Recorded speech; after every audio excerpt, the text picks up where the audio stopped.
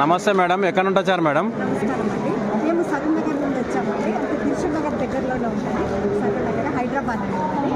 నా పేరు పి శ్రీలత. అద్భుతం అండి ఇది. అది బక్రీద్ ధ్యాన యాగం అనేది 21 రోజుల నుంచి 31 రోజుల వరకు 11 రోజుల పండగ ఇది. మీరు ఏం చేస్తుంటారు మేడం? 2-3 రోజులు వస్తాయి కానీ ఇది అద్భుతమైన పండుగ. నేను ఏంటండి, మీరు ఏం చేస్తారు మేడం? నేను టీచర్గా రిటైర్ అయిపోయానండి. ఇప్పుడు ఈ ధ్యాన ప్రపంచంలోకి వచ్చేసాను. ఈ ఆత్మబంధువులందరూ కలుసుకోవడం అయింది. నేను 4 రోజుల అకామిడేషన్తో వచ్చానండి. అద్భుతమైన అకామిడేషన్, అమృతాహారం, శాకాహారం అయితే మాటలు లేవండి. అంత అద్భుతంగా అమర్చడము, ఈ అరేంజ్మెంట్ సూపర్ అండి. ఆ ధ్యానం చేసుకునే దగ్గర కూడా ఆ టైమింగ్, అదంతా డిసిప్లిన్ అదంతా చక్కగా మెయింటైన్ చేస్తున్నారు. అకామిడేషన్ దగ్గర కూడా నీట్నెస్ అదంతా చాలా బాగుంది. Thank you madam. నమస్తే మేడం, ఎక్కడ నుండి వచ్చారు మేడం? నమస్కారం సార్. నేను సరూనగర్ నుంచి వచ్చినాం సార్. మేడం మీరు ఏం చేస్తారు మేడం? నేను ఏప్రిల్లో రిటైర్ అయినాను sir, teacher. Thank you madam. మీలాంటి టీచర్సే కావాలి మేడం ఇప్పుడు నేటి విద్యార్థులకు. చెప్పండి మేడం, ఎలా ఉంది ధ్యానం? నేను 2021 నుంచి ధ్యానంలోకి వచ్చాను సార్, మా ఫ్రెండ్ చెప్పడం ద్వారా.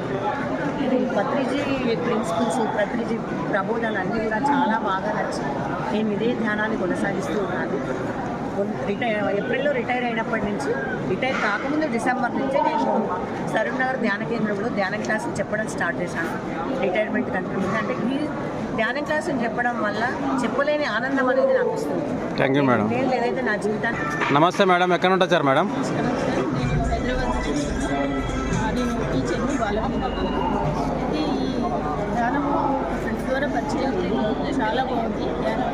ధ్యానంలో మనము వచ్చినాము అని అంటే అందరూ ఏమంటారు, ఈ గురువును ఆ గురువును పూజించండి అని అంటారు. ఆయన ఏ గురువును పూజించాలంటారు, శ్వాసే మీ గురువు అంటారు. ఇది మాత్రం చాలా బాగా ఏ మతానికైనా, ఏ కులానికైనా, ఏ ప్రాంతానికైనా కూడా ఇది నచ్చింది. సో నాకు కూడా నచ్చింది.